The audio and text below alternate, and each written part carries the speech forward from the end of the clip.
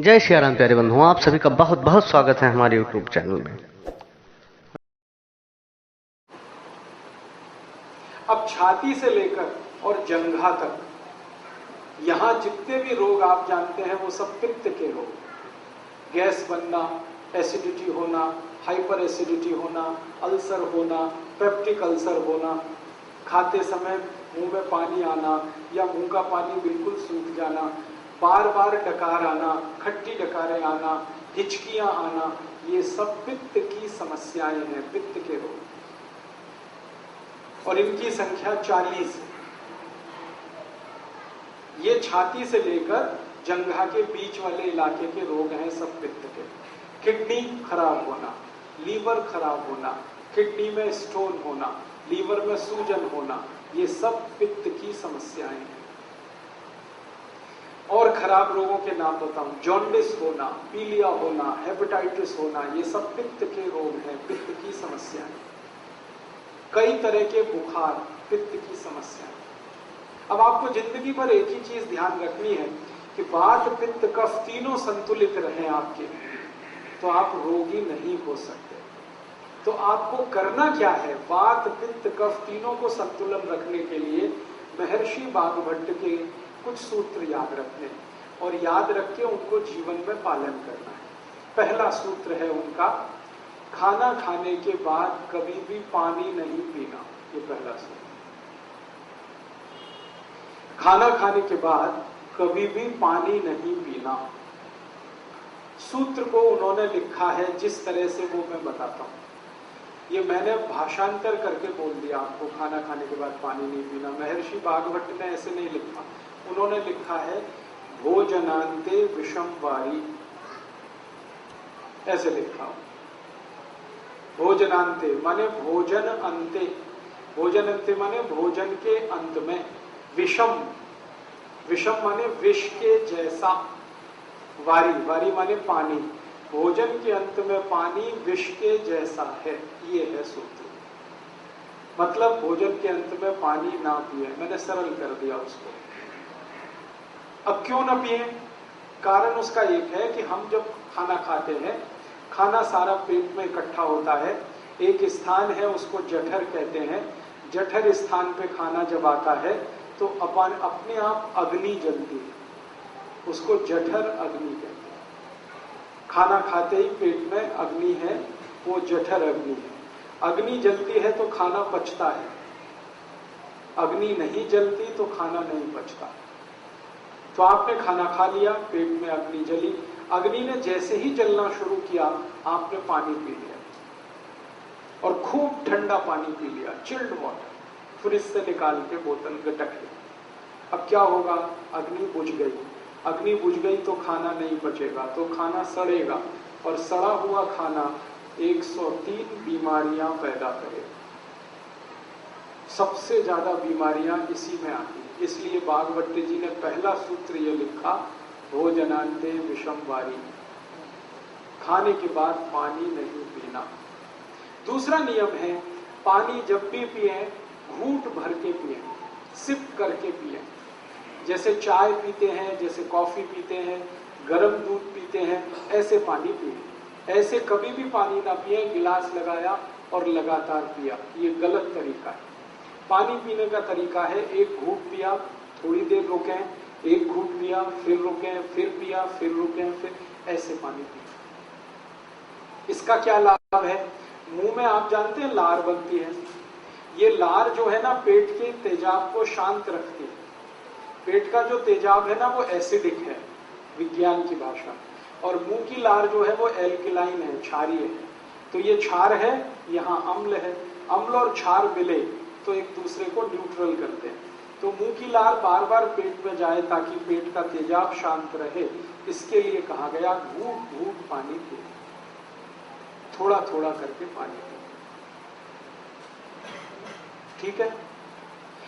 आयुर्वेद में कहा जाता है कि जिनके पेट का अम्ल शांत रहता है, तेजाब शांत रहती है, उनको जिंदगी में रोग नहीं आते। अम्लता अगर आपकी शांत है, एसिडिटी, कोई रोग आने की संभावना नहीं। दुनिया के सारे खराब रोग जैसे कैंसर, जैसे डायबिटीज, जैसे ब्लड प्रेशर बहुत तेज होकर हार्ट अटैक आना, ब्लड प्रेशर बहुत ज्यादा बढ़कर ब्रेन हेमरेज हो जाना, ब्लड प्रेशर बहुत ज्यादा बढ़कर पैरालिसिस हो जाना, ये सब खराब बीमारियां एसिडिटी से शुरू होती है। जब रक्त में एसिडिटी बढ़ती है तब ये बीमारियां अपने चरम पर पहुंचती हैं। लेकिन रक्त में एसिडिटी बढ़ती कहां से है? वो पेट से बढ़ती है। पेट में एसिडिटी कब बढ़ेगी? जब आप घूट घूट पानी नहीं पिएंगे तो लार बार बार अंदर नहीं जाएगी तो समस्या आएगी। इसलिए आयुर्वेद में कहा गया पानी घूट घूट पिए। तीसरा नियम है सवेरे सोकर उठें, सबसे पहले पानी पिए। वहां स्वामी जी का आपने सुना होगा व्याख्यान, तो उषा पान की बात वो करते हैं। उषा पान का मतलब यही है उठते ही पानी पीना। हालांकि उषा पान का सही अर्थ है सवेरे 4:30 बजे उठकर पानी पीना, क्योंकि उषा का वही समय है। अब दिल्ली वासियों के लिए मैं ये नहीं कह सकता कि वो सवेरे 4:30 बजे उठें, क्योंकि उनका 4:30 बजे उठना तब संभव है जब रात को 8 बजे सो जाए। 8 बजे दिल्ली में सोना तो स्वर्ग की बात है, कल्पना की बात, संभव ही नहीं। इसलिए मैं कहता हूं जब उठें तो पहले पानी पिए। आपकी जब दिन हो जाए, जब सवेरा हो जाए, उठते ही पानी पिए, कम से कम 3 गिलास, बिना प्यास के, घूट घूट भर के।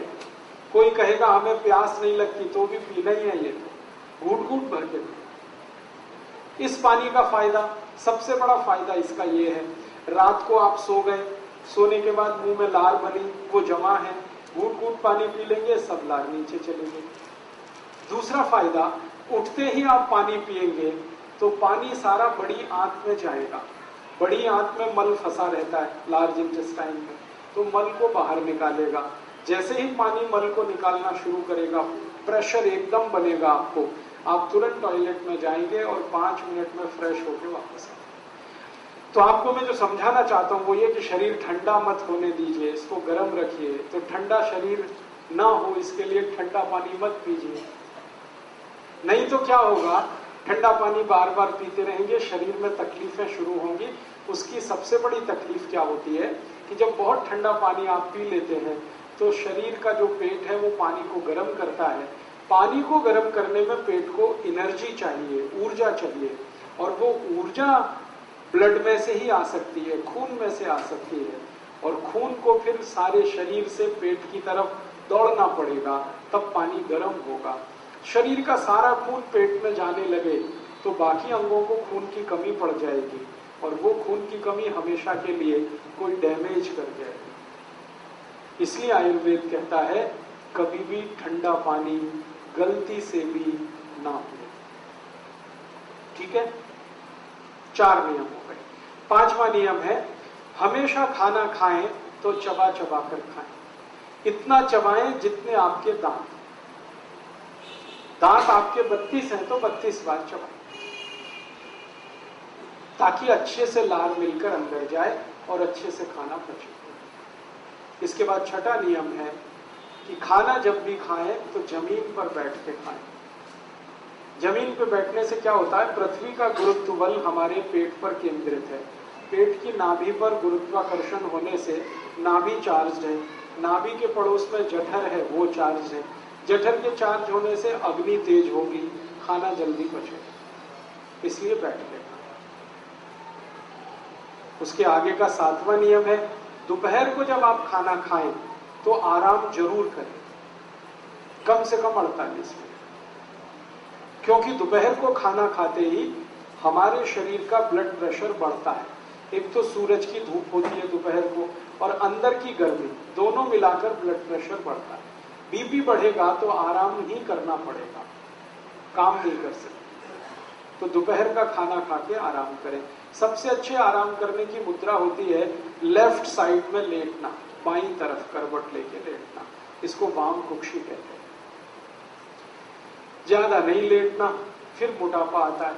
48 मिनट तक लेटना तो अच्छा है, उसमें नींद आ जाए तो ले लेना, ज्यादा लेंगे नींद तो फिर मोटापा बढ़े, इसलिए ध्यान उसका रखना। इसके आगे का 8वां नियम है कि रात को खाना खाने के 2 घंटे तक आराम नहीं करना, 2 घंटे बाद ही करना। रात के खाने के बाद पैदल चलना बहुत जरूरी है, 1000 कदम। उसके बाद कुछ और काम करके फिर आराम करें 2 घंटे के बाद, क्योंकि रात को ब्लड प्रेशर कम होता है और कम ब्लड प्रेशर में आराम करना खतरनाक है। ऊंचे ब्लड प्रेशर में, हाई बीपी में काम करना खतरनाक है, लो बीपी में आराम करना खतरनाक है। तो इसलिए रात को 2 घंटे बाद आराम करें, दोपहर को तुरंत आराम करें। इसके बाद का नवा नियम है, 9th, कि आप जब खाना खाएं तो 2 चीजों को ध्यान रखें, एक साथ ऐसी ना खाएं जो एक दूसरे के विरोधी। ठंडा गरम साथ में ना खाएं, दूध और दही साथ में ना खाएं, उड़द की दाल और दही साथ में ना खाएं, खट्टे फल और दूध साथ में ना लें, कटहल की सब्जी के साथ दूध ना खाएं, कच्ची प्याज खा रहे हैं तो दूध नहीं खाएं, दही में नमक डाल के ना खाएं, हमेशा दही में मीठी चीज डालें। ये आपको थोड़ा झटका लगेगा, ये क्या बोल दिया, दही में नमक ना खाएं, क्योंकि रायता तो बिना नमक के बनता नहीं है। बात ऐसी है कि ये जो दही है ना, ये जीवाणुओं का घर है। अगर आप लेंस लगा के देखेंगे तो दही में लाखों जीवाणु होते हैं। हम लोग अंग्रेजी में उनको लैक्टोबैसिलाइज कहते हैं। ये जीवाणु जीवित चाहिए पेट को। आप दही में 1 चुटकी नमक डाल दीजिए, सब जीवाणु 1 मिनट में ही मर जाते हैं। अब मर गए तो दही खाया वो बेकार है। इसलिए जीवित जीवाणु दही के साथ आने चाहिए। तो कहा गया है कि दही बिना नमक के खाएं, या दही में बूरा डालें, खांड डालें, गुड़ डालें। तो बूरा, खांड और गुड़ से जीवाणुओं की संख्या बहुत तेज बढ़ती है, घटती। बढ़ी हुई संख्या के जीवाणु आपको चाहिए। आखिरी नियम है, माताओं के लिए यह नियम है विशेष रूप से, घर में खाना बनाते समय कोई भी बर्तन ऐसा इस्तेमाल ना करें जो चारों तरफ से बंद हो। हाँ, हमेशा खाना बनाने वाला बर्तन खुला हुआ हो, आधा खुला आधा बंद है तो भी चलेगा, पूरा बंद ना हो। क्यों? बाहर की हवा खाने को बनाते समय अंदर प्रवेश करनी जरूरी है। भागवत जी ने कहा कि भोजन को पकाते समय सूर्य का प्रकाश या पवन का स्पर्श, दोनों में से कोई एक चीज आवश्यक है। या तो भोजन बनते समय सूर्य का प्रकाश गिरे, नहीं तो पवन का स्पर्श हो, हवा उसमें आए। अब ये तभी संभव है जब बर्तन खुला हुआ हो। मतलब सीधा सा ये है, भागवत जी कह रहे हैं प्रेशर कुकर में खाना ना हो। अब प्रेशर कुकर भागवत जी के जमाने में नहीं था, लेकिन नियम उन्होंने तभी लिख दिया। उनको शायद ये अंदाजा था कि ये आदमी किसी न किसी दिन बना लेगा इसको। अब ये बात मैंने मजाक में कही, लेकिन ये बड़ी गंभीर बात है। ये प्रेशर कुकर का चक्कर बड़ा खराब है। आप जानते हैं प्रेशर कुकर एल्यूमिनियम का है। एल्यूमिनियम दुनिया का सबसे खराब मेटल है, धातु है, खाना बनाने के लिए और पकाने के लिए। मैंने एक सर्वे किया था आज से 10 साल पहले कि गरीबों को सबसे ज्यादा अस्थमा, दमा और टीबी क्यों होती है गरीबों को। उस सर्वे का रिजल्ट आया कि सारे गरीब लोग एल्यूमिनियम के बर्तन में खाना बनाते हैं और खाते हैं, यही उनके दमा और अस्थमा का कारण और टीबी का कारण।